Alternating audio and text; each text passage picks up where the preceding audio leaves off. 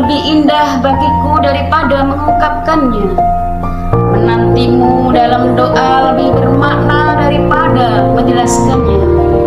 Marhaban ya Ramadan, marhaban ya Syahrusya. Assalamualaikum warahmatullahi wabarakatuh. A'udzu billahi minasyaitonir rajim. Bismillahirrahmanirrahim.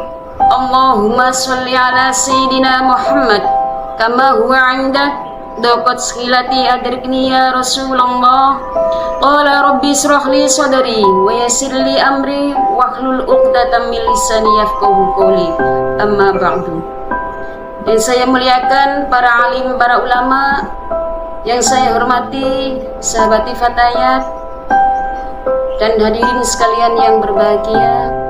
Pertama-tama marilah kita mengucapkan puja puji syukur kehadirat Allah Subhanahu wa taala, yang mana dalam kesempatan hari ini kita bisa diberi kesehatan sehingga kita bisa melakukan aktivitas kegiatan kita sehari-hari. Kedua kalinya salatullah wassalamullah semoga tetap tercurahkan kepada beliau baginda Rasulullah Muhammad sallallahu alaihi wasallam, karena beliaulah yang sudah menuntun kita sehingga kita bisa mengerti mana yang hak dan mana yang batil berupa tuntunan syariat agama Islam. Sahabat Fatayat yang berbahagia, saya teringat dengan kata-kata yang bijak. Baiti jannati, rumahku adalah surga bagiku. Kalau sudah dikatakan rumahku adalah surga bagiku, tentunya isi rumahnya adalah penghuninya. Di situ pasti ada suami, ada istri, dan juga ada anak. Suaminya taat pada perintah Allah dan Rasulnya, istrinya juga sama taat pada perintah Allah dan Rasulnya, dan juga taat pada suaminya. Untuk anak-anaknya juga sama, taat pada perintah Allah dan Rasulnya, dan berbakti kepada kedua orang tuanya. Maka dari itu, untuk kesempatan kali ini, saya mengambil tema menjaga keharmonisan rumah tangga di bulan Ramadan untuk mendapatkan keberkahan. Ramadan, keberkahan rumah tangga sangatlah penting untuk kita bina. Isi dari keharmonisan rumah tangga adalah yang pertama, kita harus melakukan sholat dan baca Quran bersama-sama. Sudah disebutkan dalam keterangan yang awal tadi bahwa kita harus harmonis dalam rumah tangga kita. Sudah menjadi barang tentu keharmonisan rumah tangga adalah kita lakukan bersama-sama. Kita harus baca Quran bersama-sama, kita harus sholat bersama-sama, dan bahkan kita mengajari anak-anak kita selalu bersama-sama. Itulah yang dinamakan keberkahan di dalam keharmonisan rumah tangga itu sendiri.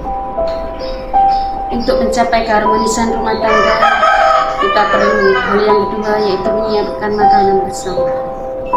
Kalau sudah disiapkan makanan bersama, seorang istri menyiapkan makanan untuk suaminya, suami juga begitu, harus memakan dengan makanan yang disiapkan istrinya itu benar-benar menikmati dengan lahapnya.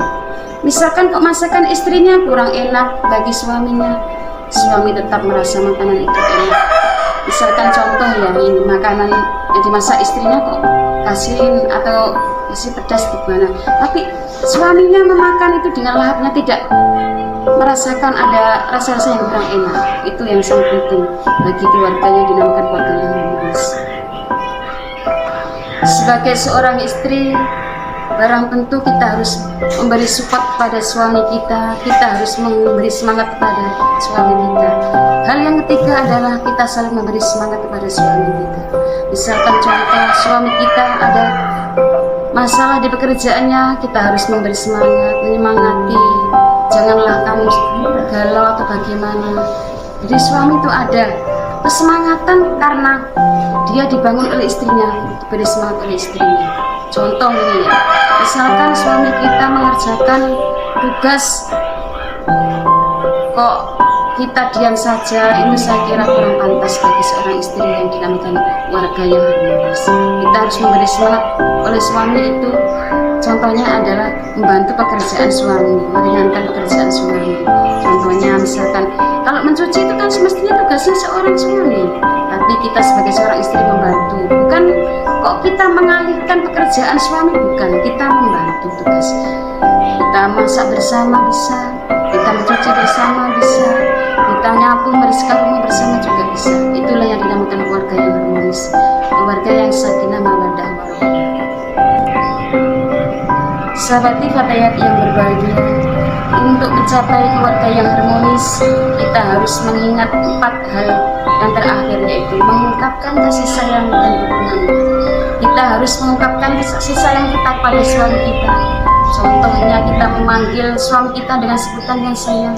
Gak apa-apa, itu lebih baik, lebih bagus daripada kita memanggil suami kita dengan namanya. Itu kuranglah bagus, sangat tidak bagus bagi seorang istri yang solihah. Kita mendambakan suami kita, suami yang soleh, kita sebagai istri mendambakan sebagai istri yang solihah. Oleh sebab itu kita harus memanggil suami kita dengan sebutan yang sayang. Itulah ungkapan kasih sayang pada suami kita. Itulah 4 hal yang perlu kita ingat dan perlu kita terapkan di rumah tangga kita.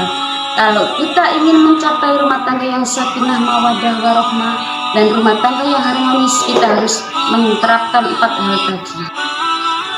Demikianlah akhir dari kata-kata yang dapat saya sampaikan. Kurang lebihnya saya mohon maaf. Akhirul kalam, wabillahi taufiq wal hidayah, waridha wal inayah.